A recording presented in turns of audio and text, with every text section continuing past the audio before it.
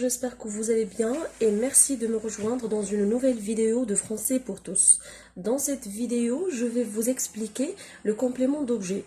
Nous allons commencer par ce qu'est un complément d'objet et nous verrons ensuite comment identifier un complément d'objet direct et un complément d'objet indirect.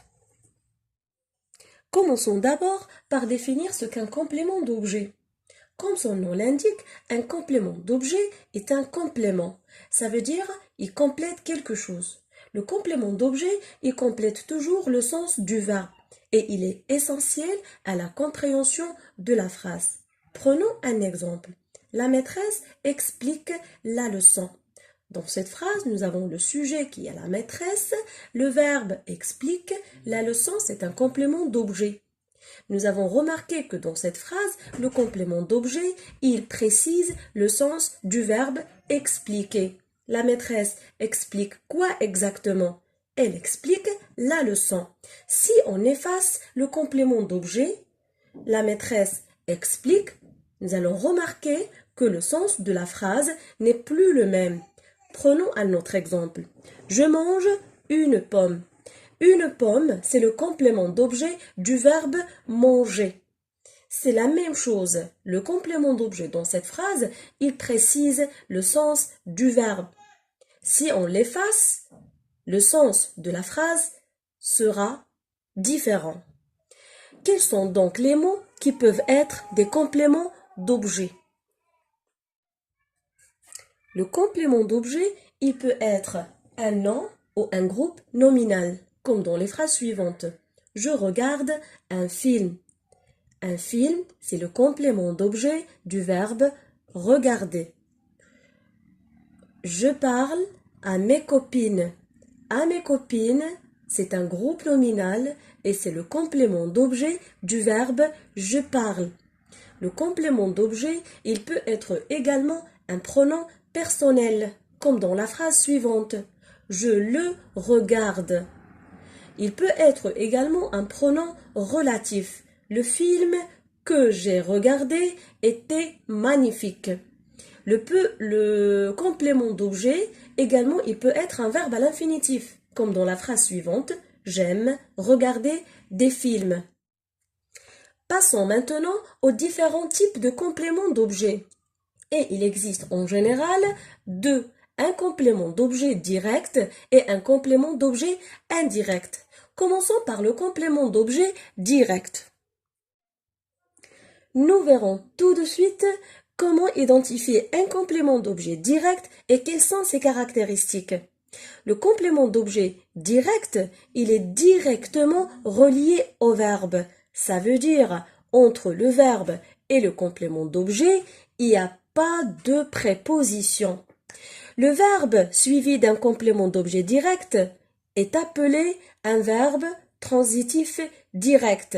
Et en général, le complément d'objet direct, il répond à deux questions. Soit à la question qui ou à la question quoi. Prenons deux exemples. Je prépare le gâteau. Dans cette phrase, je, c'est le sujet, le verbe, c'est prépare, le gâteau, c'est le complément d'objet direct du verbe prépare. Quand vous voyez, le complément d'objet direct, il est directement relié au verbe. Il n'y a pas de préposition entre le verbe et le complément d'objet direct. Dans cette phrase, le complément d'objet direct, il répond à la question quoi? Je prépare quoi? Le gâteau. La deuxième phrase. La maman emmène ses enfants à l'école. La maman, c'est le sujet de la phrase. Emmène, c'est le verbe. Ses enfants, c'est le complément d'objet du verbe emmener. Quand vous voyez encore une fois le complément d'objet direct, il est directement relié au verbe. Et il répond à la question qui. La maman emmène qui? La maman emmène ses enfants à l'école.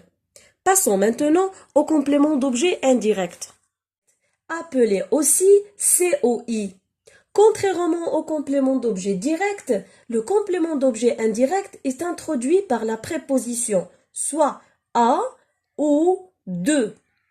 Le verbe suivi du complément d'objet indirect est appelé verbe transitif indirect. Et le complément d'objet indirect ou le COI, il répond à 4 questions. À qui? À quoi? De qui? De quoi? Prenons maintenant les exemples. La première phrase. J'ai téléphoné à ma sœur. Je, c'est le sujet. Et téléphoner, c'est le verbe. À ma sœur, c'est le complément d'objet indirect ou le COI. Regardez que le complément d'objet dans cette phrase, il commence par la préposition à et il répond à la question à qui. J'ai téléphoné à qui? À ma sœur. Dans la deuxième phrase, je fais attention à ma voiture. À ma voiture dans cette phrase, c'est le COI du verbe faire. Dans ce cas aussi, le complément d'objet indirect est introduit par la préposition à et il répond à la question à quoi. Je fais attention à quoi. Un troisième exemple. Je parle de mon projet. De mon projet dans cette phrase est le complément d'objet indirect du verbe parler. Il est introduit par la préposition de et il répond à la question de quoi. Je parle de quoi? De mon projet. Une dernière phrase, un dernier exemple. J'ai besoin de ma mère. De ma mère dans cette phrase, c'est le complément d'objet indirect du verbe avoir. J'ai. Il est introduit par la préposition de et il répond à la question de qui. J'ai besoin de qui? De ma mère. Et voilà, vous savez maintenant ce qu'est un complément d'objet. J'espère que ces explications vous aident à identifier le complément d'objet direct et le complément d'objet indirect dans une phrase. Merci pour votre attention et à très bientôt.